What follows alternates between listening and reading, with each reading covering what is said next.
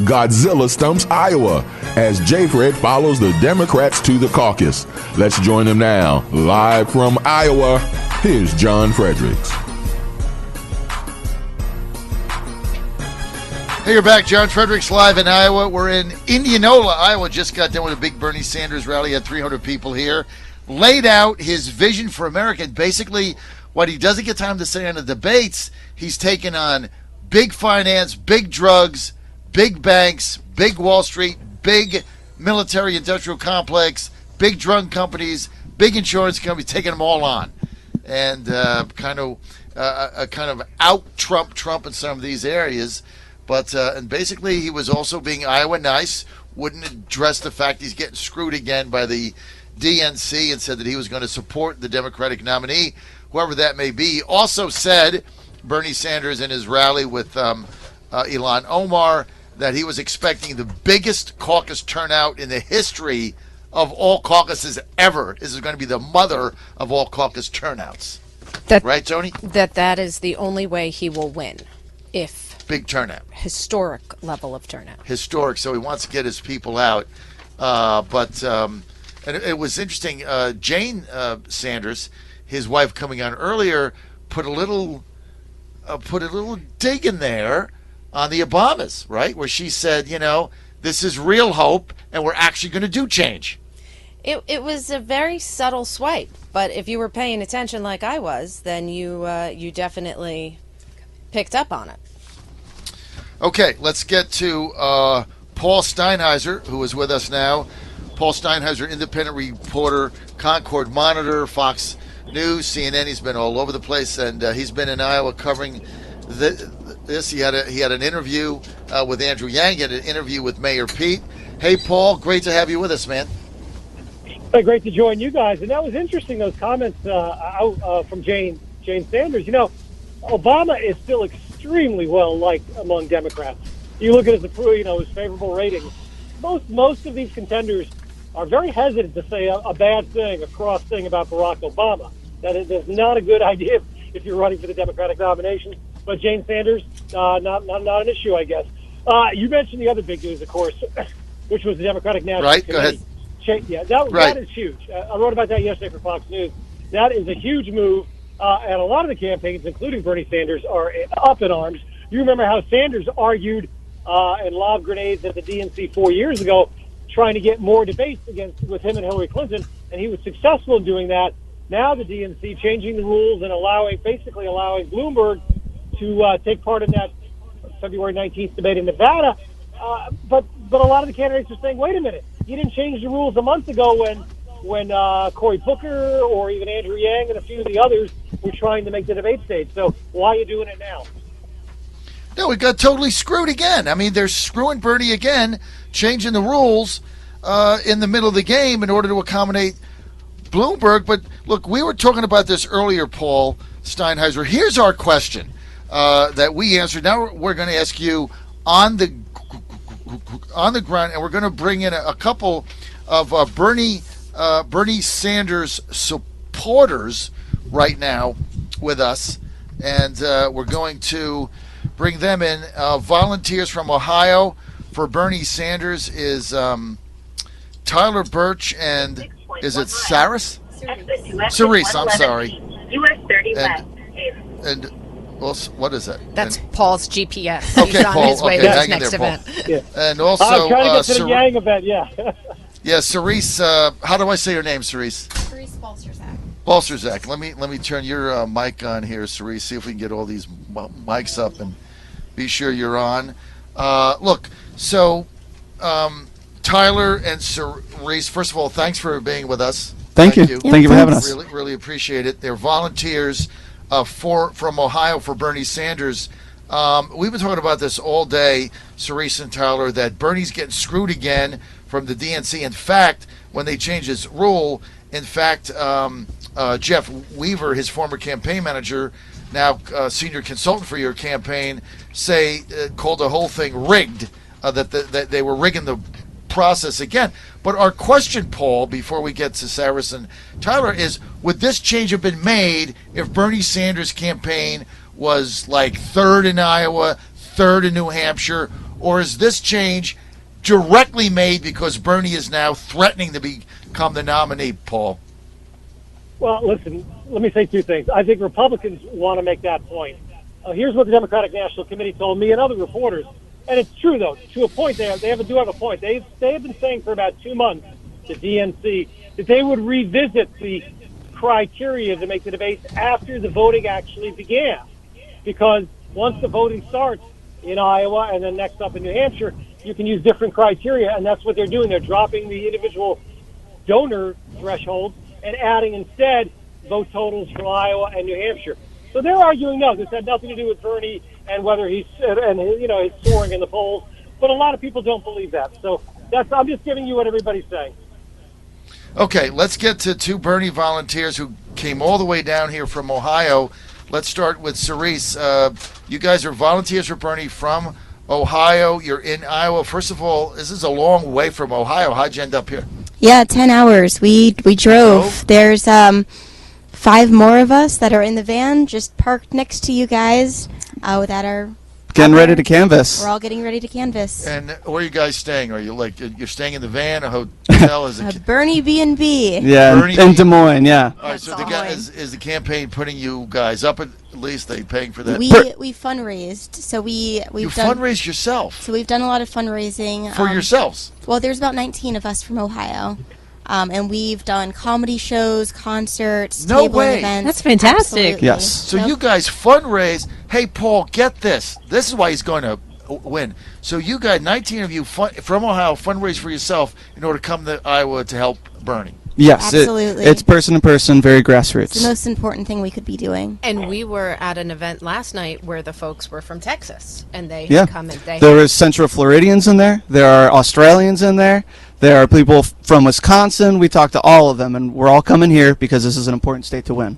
That's incredible. Wow, that is incredible. So what do you think about Bernie? You think he's getting screwed by the DMC now, changing the rules in the middle of the game? I think that if last election taught us anything, it's that we need to, win this in such a high volume, such a high numbers game that no matter what they throw at us, we can combat them because we have the people. Yeah, we need to be indisputably victorious, and that means bringing everybody we can into the fold. Non-voters, independents, even some people who consider themselves Republicans or conservative. We need to bring them into the fold and say, we want to stop corruption. We all want the same thing. We all want an economy that works for working people, for the people who actually make stuff in this country, and that's what we're going to do to win, and that's how this campaign will win. Yeah. Go ahead. Did the release or the leak of the potential rule change yesterday, did that motivate you guys? Did that put a little bit? I would say it motivates us and motivates our base, but it doesn't come as any surprise. Yeah, no, it was completely predictable. So we you are well guys prepared. figured you were going to get screwed. Absolutely. So now what you're saying is, you're going to get screwed all the way up to Milwaukee, so you have to have overwhelming victories And to after that. overcome the screwism. Yeah, exactly. Well, this Bernie Sanders' campaign is about fighting corruption, and that's corruption on all levels, all sides. It's all around us. So, there's 99 of us. There's a big 1%, and they have a lot of power, but it doesn't matter where it's coming from. There's corruption. We're going to fight it. Yeah, exactly. As FDR said, judge us by our enemies. If our enemies are, rich people like Bloomberg that don't want you to have a soda Bezos. pop or Bezos or any of these corrupt, rich, fill in the blanks, then that's our integrity. That's where our integrity comes from, and that we wear that as a badge of honor. When people like Donald Trump calls Bernie crazy, that's the worst thing. I think that's a pretty badass name. Crazy Bernie sounds like, Rambo or something like that. We wear that as a badge of honor, and we want working people to see that too. We want to be proud, we welcome their hatred. We welcome it. Yeah. It means we're doing the right thing. Have receipts. Bernie has receipts. Yes. He's spent an entire life fighting this stuff. He's going to continue to. He's the only one that people trust. All right, guys, stay with us. I got to get Steinhauser in here, Paul Steinhauser, reporter on the ground, and then we'll cut Paul loose because I know he's got to get to his event. Paul, we're talking here to two Bernie supporters from from Ohio. You hear what this? They came here 10 hours, Yeah, I heard it. raised money, enthusiastic. They wear crazy Bernie like a badge of honor. I love that. Of course Paul, you do. Of course you do. What's the? What do you think of this? Well, I interviewed yesterday. I was at one of Bernie's field offices in Des Moines. Interviewed somebody who had come in from California to do just what your guests are doing from Ohio. And I interviewed another one from Arizona, both coming in here on their own dime, and they've been canvassing and making calls from the Bernie field offices. So it's a similar story. You're seeing people from all over the U.S. coming in to do this, and even some from outside the country. Bernie's got tons of enthusiasm, no doubt about that. But, John, I will say this to you, though, because, I think Republicans are really hoping that Bernie Sanders wins in Iowa and then, locks up the nomination, because Bernie Sanders is the nominee that Republicans think Donald Trump will easily defeat. So, yeah, because they don't understand the dynamics. Because I understand the dynamics, Paul, because we're in the field and they're sitting in Washington, sitting on $190 million cash. So they don't understand the dynamics. I would much rather run against Joe Biden than Bernie Sanders. I mean, look at the enthusiasm. We went to a Biden event last night. It was like Sleep City. And then they're telling us, well, it'll get better when everybody gets drunk. I mean, if you got to get drunk to get enthusiastic for Biden, how the hell are you going to win? I love that. Go ahead, Paul. No, they really said that. I love it. That's the funniest thing I've heard this week. That's great. No, that's what they said. All right. I know you got to go. We're going to stay with Cerise and Tyler here because it's fascinating what they're saying. So stay here. What you want to? One more question. Go ahead. Well, no, we have one more question. We got to get out on the streets and canvass. They got to knock on some doors. Paul, We have work to do. Paul, stay with us just a minute then. Okay, my final question is, why, if you could define it here, because you've got a button on that says Bernie beats Trump. Biden, his whole closing campaign in Iowa is saying, I'm the guy that can beat Trump. That's what his ads say. Why do you have a button that says on Bernie beats Trump? And how does he do it? All right, so Tyler Birch. We see in the polls in a lot of swing states in Florida and places like Michigan that Bernie polls very well against Trump. We saw that in a lot of the Obama to Trump voters. A lot of them would rather have someone that fights for the working class like Bernie. These are people that we're willing, or we want to bring into our tent again.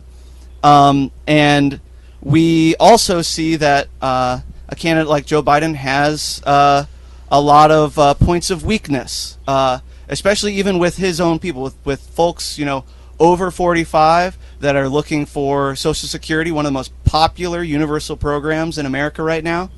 A lot of his career, he has advocated for cuts to Social Security, for cuts to Medicaid, another very popular program that overwhelmingly, helps working class America. So we have a candidate here that is impenetrable on those issues. Some guy that Donald Trump is not going to be able to, cut him at the knees saying, you want to get rid of Social Security. And he's going to go out and tell the American people, Sleepy Joe wants to get rid of Social Security. Our candidate is not going to be someone who's going to have to defend himself on any of those issues. In fact, we can be offensive in a campaign against Trump. Well, and also, we have the numbers. We are raising historic numbers, like more money from individual contributions than anybody in U.S. history, including Donald Trump. That is why Bernie can beat Trump, is because it's going to need more than just, your regular run-of-the-mill voters. It's going to need energy. You've said Sleepy Joe. You said the campaign was a snooze fest. That's what we're seeing in our hometown of, Columbus, Ohio. It's unfortunate.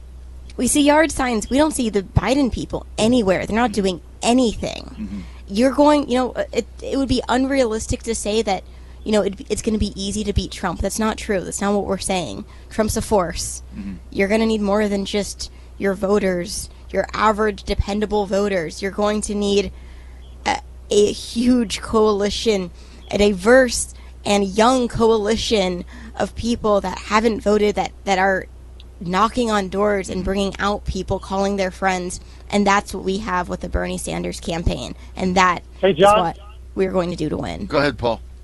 Hey, John, before your guests go, I'd love if you could ask them one question. Bernie's got a really good shot to win the nomination, but let's say it's Biden. Will they support the eventual Democratic nominee if it's not Bernie Sanders? Go ahead. Yeah, so in 2016, I campaigned for Bernie. I voted for him. I wanted him to win. Eventually, all said and done, Hillary Clinton was our nominee. And, I'll be honest, that wasn't my first choice. That's just logical conclusion. What I did was I went forward and I canvassed for her because I, would rather have an imperfect candidate like Hillary Clinton than someone like Trump. And I did not. And I'm going to tell you the truth here, and the truth that anybody that does not want Trump elected, the truth is that in huge numbers, if Bernie does not win this nomination, huge numbers of us are not going to show up and vote. Including you. I think this time, Yes. I think this time I've learned my lesson. But no, it's true though. Huge numbers of us are Bernie or bust. You voted for Stein. I stayed home. To be fair, I was working, 80 hours a week. But I wasn't that political back then. I am now. No, are you guys in college? No, we're out of college. We're professionals. We're 26. We have our own insurance now. Yeah, we're engaged actually also. Okay, Yeah. oh, let's get that. Very nice. Congratulations. What do you guys do for a living? I'm a press operator in Columbus. I'm in for you. sales. What do you sell? What I'm product or service? staffing industry. So I work with the businesses around Columbus as well as staff the So people. I used to do In the that. labor I used to do Temporary that too. staffing agency. Good. Well, there's a lot of good jobs now. Look, if you guys would give me your email, we will save this clip and we will send it to you, so you'll have it up on video if I get your emails there. Al, let's go. Let's go back to Steinheiser. Steinheiser, I know you got to go. Paul Steinheiser with us. You just heard from two of these very enthusiastic Bernie backers here, Bernie bros and sisters, I guess you would say. We've got another one coming in, but you look at the enthusiasm, and then you look at the Biden campaign, and look, Paul, I don't see it. I don't see how they're going to stop this wave in Iowa. Stay tuned. I agree with you. It looks like Bernie Sanders is the favorite going in. We get one more poll coming out, John. This is the big one, the gold standard out here, the Des Moines Register poll. It'll release tonight around 8 o'clock local. It'll be interesting to see those numbers because Bernie Sanders has been ahead of Biden in most of the recent polls. Biden slightly had a slight edge in one or two of them. Again, yes, I think in Iowa, Bernie's enthusiasm will probably help him come out on top. But then as you get further into the process, and especially in primaries where it's a normal election, enthusiasm only goes so far. There's a lot of people who are going to be voting who are not out there on the campaign trail every day, who are not listening to your show or watching the cable news networks. They're more moderate, they're more centrist. They may be potential Biden backers, but we got a long way to go.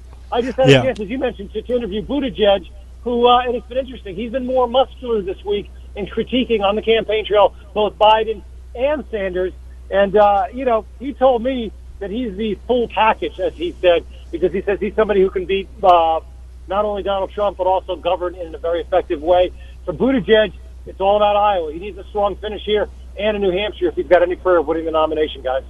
I see Bernie Sanders repeating the playbook that Obama ran in 2008 and that Bernie ran himself in 2016, where you saw Hillary Clinton pick up the big states like Pennsylvania, et cetera, and Obama and then Bernie went slumming.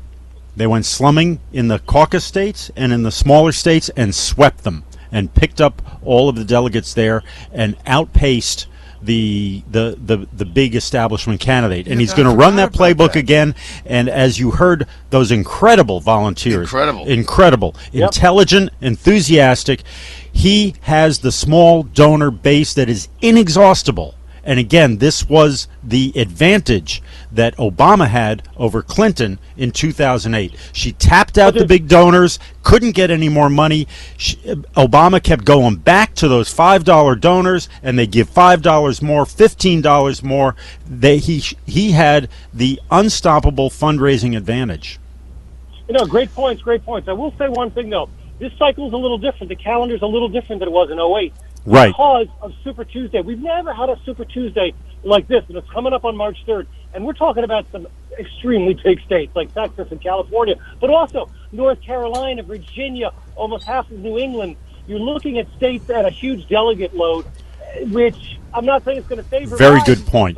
But he may have some benefits with a larger Super Tuesday than we saw. What was that? Well, boy, can you believe that was 12 years ago now, guys? This is another example of how the establishment is trying to kneecap candidates like Bernie. They front-loaded the primaries so that whoever has the momentum right at the beginning picks up the lion's share of delegates, and it becomes impossible to run that old playbook, or more difficult to run that playbook.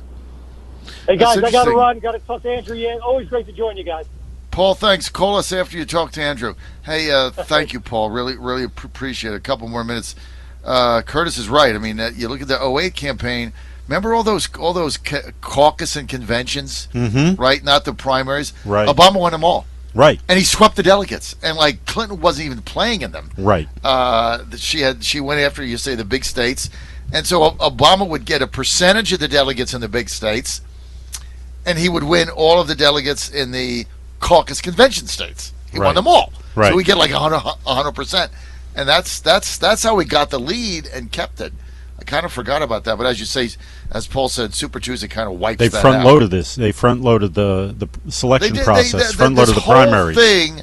This whole thing was rigged for Biden. Yeah, they thought, well, we'll get rid of the super delegates on the first ballot, but what we'll do is we'll front-load the primaries so that our favorite candidate wins those early primaries, and then it's going to become difficult for anybody else to raise money and go on from there. So listening to those two kids, those two Bernie supporters in here, and what they were describing about the anti-corruption and everything like that, and how he's getting screwed.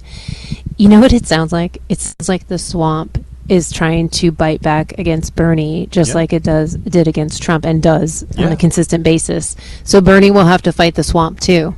And he is fighting the swamp. It was amazing. I thought hearing them it was just incredible. They understand Tyler. He's going to be in office someday. Yeah, and for sure. Well, both of them were very articulate, but Tyler was able to very succinctly articulate the Bernie message in a matter of minutes. And when he said that it's the working class that will come back to Bernie, that's what we were talking about earlier. It's the economic message, not the identity politics message that's going to... Yeah, because he's the old white guy. And he's a press operator. Yeah. Right? Think about it. Think about their enthusiasm, raising their own money, pay a week off from work. John Fredericks Radio Network live in Indianola, Iowa. We'll be right back for our final segment. Stay with us.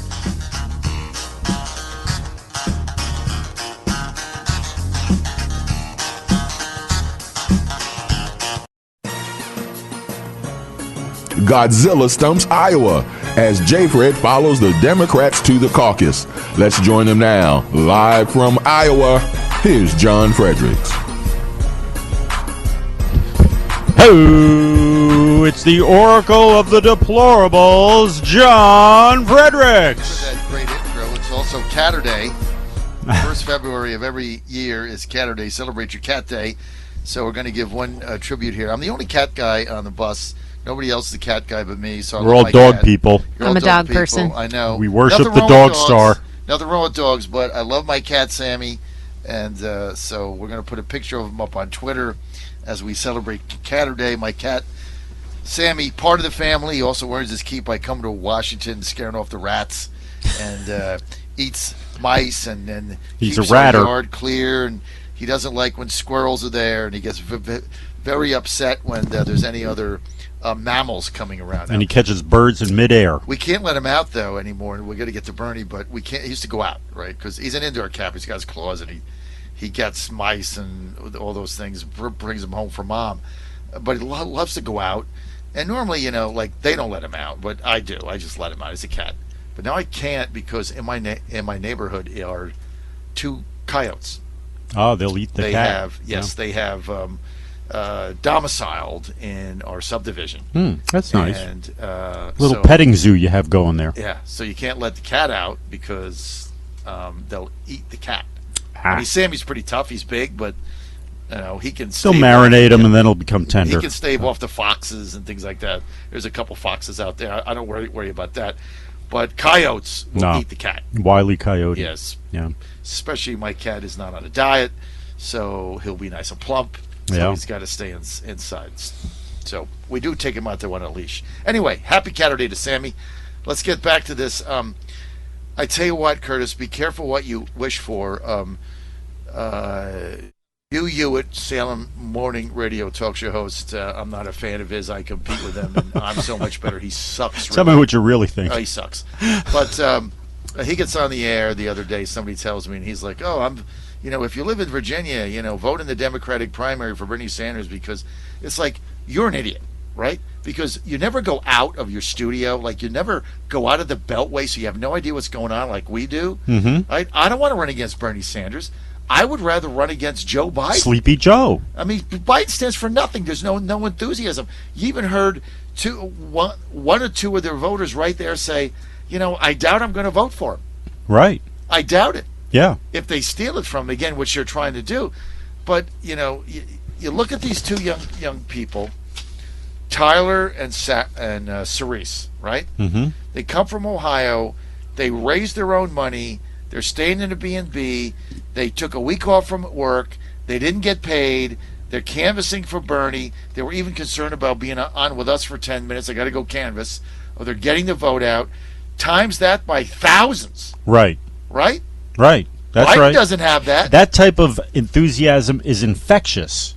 Yeah. They will get out there and talk to people and say, well, I don't really know about Bernie. I'm not sure about his policies. But, you kids have the, and they're not kids, 26 years old. They're 26. They have their own insurance. You are so committed, and They have their own insurance. Let's do it. I'll go with Bernie. Plus, look, they were both really articulate, and as you said, John, he was able to just lay out Bernie's message in, under 2 minutes, basically. Very understandable, very articulate, and he's carrying Bernie's message. So, yeah, times that by thousands and thousands of Bernie supporters, and he's going to be a force. Now, they both recognize that running against President Trump, that Trump's a force, and so are his followers.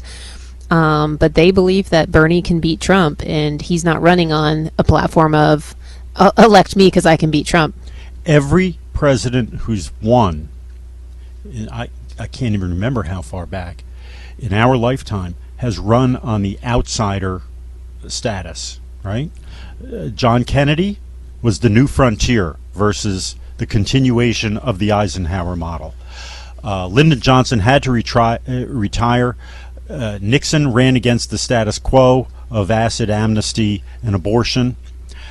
In comes Jimmy Carter. I'm going to get rid of the corruption, He was the old order. Carter was the first outsider ever. He was the real outsider. By the way, he's the guy who discovered the Iowa caucuses. Right. Before that, it was always New Hampshire. Right. And Carter discovered this won other Iowa. way to get early headlines. He put him on the map. He put Iowa nobody on the even map. Came here. Before Carter, nobody came here. That's right.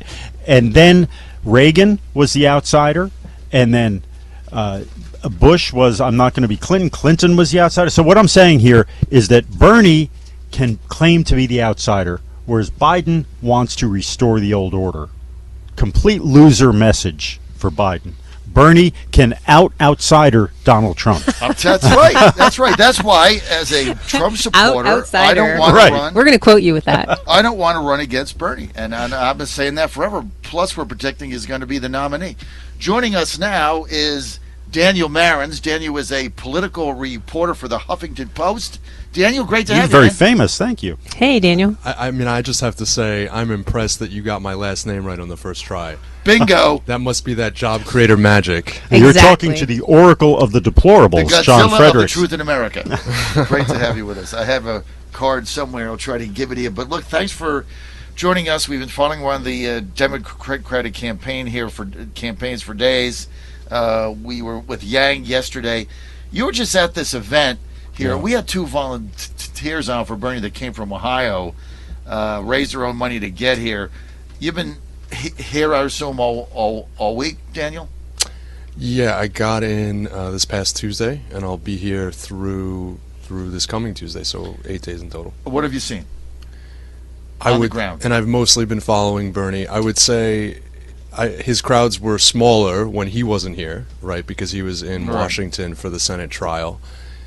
I think I did a lot of work trying to look at his outreach to the little known but burgeoning Latino community here in Iowa.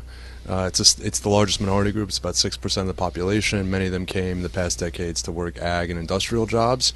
He's done a lot of really unique stuff in that respect.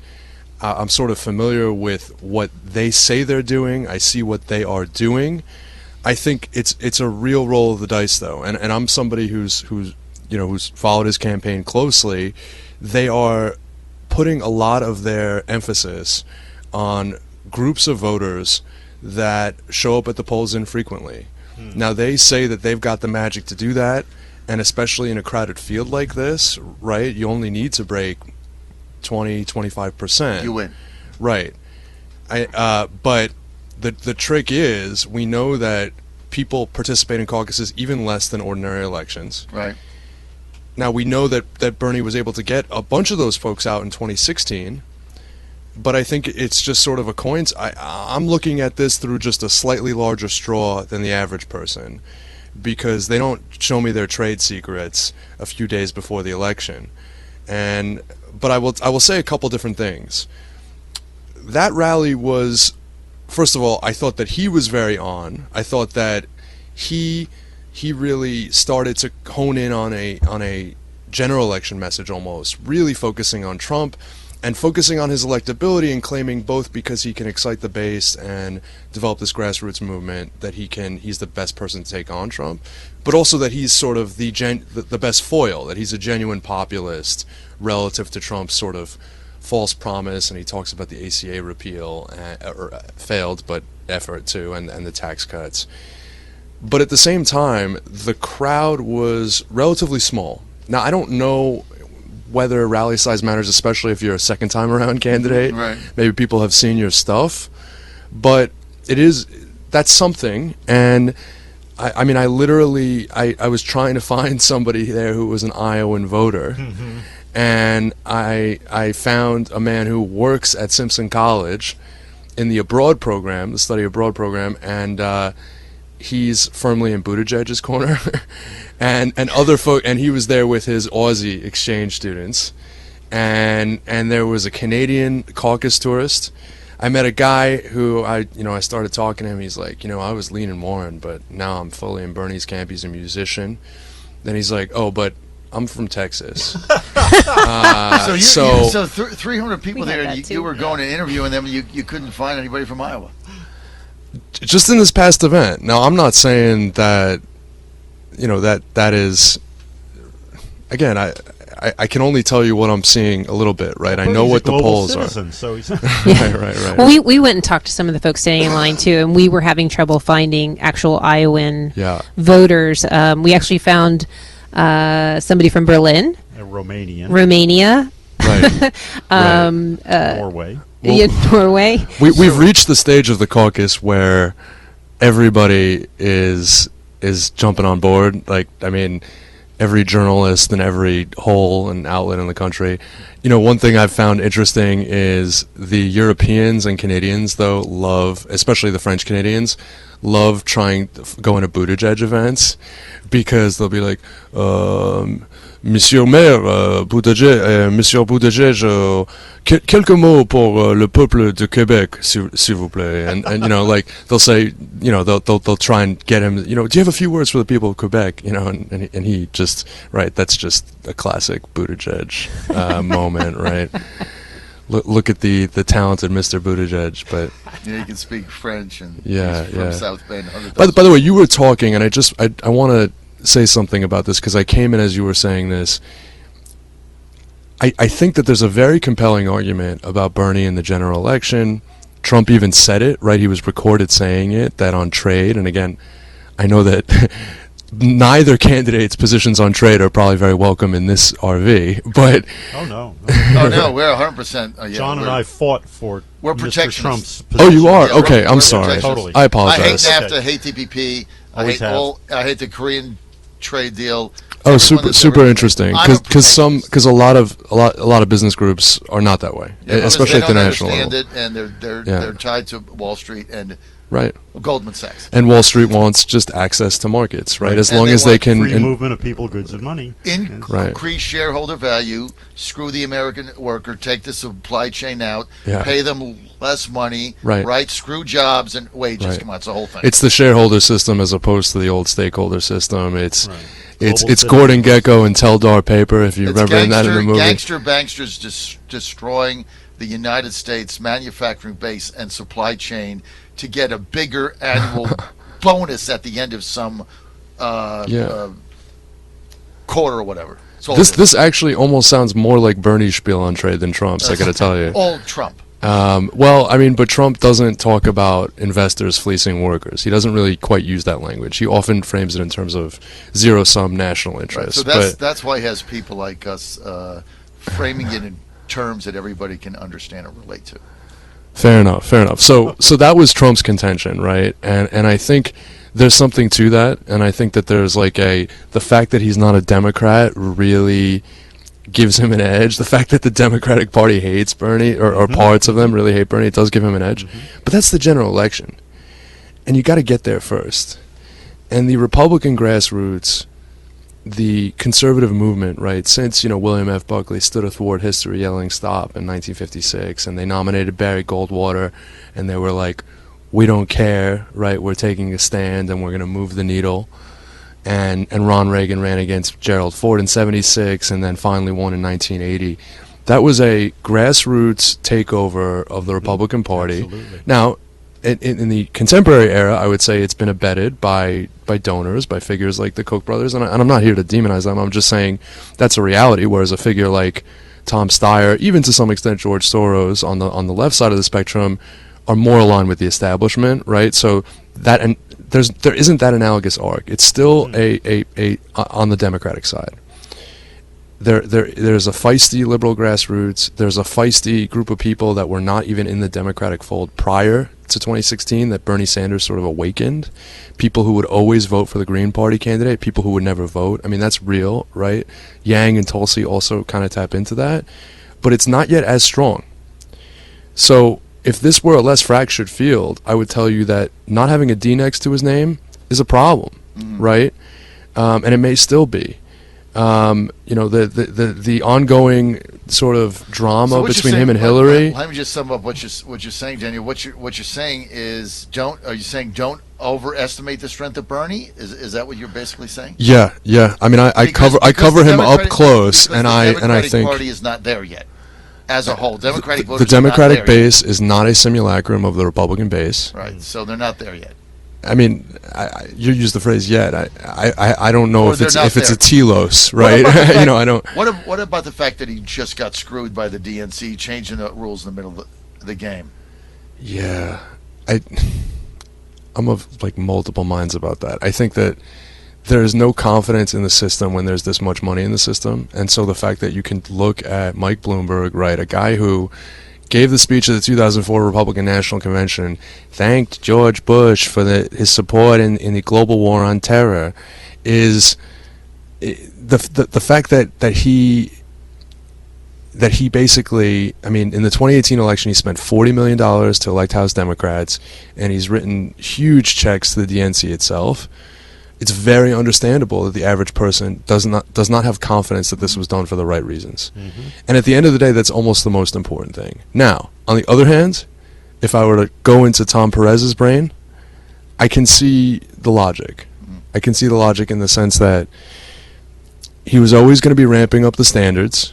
There is such a thing as people are going to the polls, and you got to think about it that way. And a lot of these Democratic candidates were saying just 2 weeks, a month ago, wait a minute, this guy is all over the airwaves, and we're not going to get a chance to confront him. Right. Well, and he's buying up all the spots, driving up prices for everybody else. It's still like Jeff Weaver said yesterday. Though not in the early states. But Jeff Weaver said yesterday, his former campaign manager, now senior consultant, said, it's just an example of how this is just a Democratic rigged system.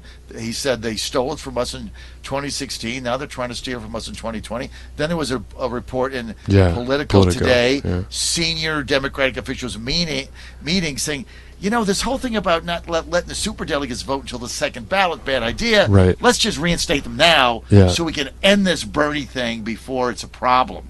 Yeah. That's what they're saying. Can I throw a little cold water on that? Yeah. Maybe even not that little. I actually covered the DNC too, and I covered Tom Perez's race against Keith Ellison. I saw how Obama, who had neglected the DNC for 8 years, was like, "You didn't build that. I'm not letting Keith Ellison go there. I'm gonna have Tom Perez do it." Right? Yeah. But I also saw how Perez understood that there would be hell to pay if he didn't reform the system, and how Bernie and his allies, people like Jeff Weaver, joined forces in kind of like a super group, against sort of the DNC holdouts. And this was at the Chicago meeting in August 2018. And, they dealt with accusations of racism, which is a long, convoluted story why that would end up in a superdelegate debate. And they passed those changes, right? And everybody sort of swallowed it and got on board with it. And it's even changed the way we cover things, right? Because we don't count endorsements toward a delegate count like we did when they were superdelegates.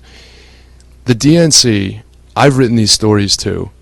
There are 75 at-large members that Perez picks himself, and yes, it functions very dictatorially, and those are the people that often get nominated to the top posts. A lot of them are heavily conflicted in terms of corporate interests, all sorts of things like that. Political consulting, it's a black box financially. There are all sorts of questions you can raise. But there's also this body of these rank-and-file DNC members and state party chairman and vice chairman, and you can literally get a group of 6 to 8 of them to say just about anything.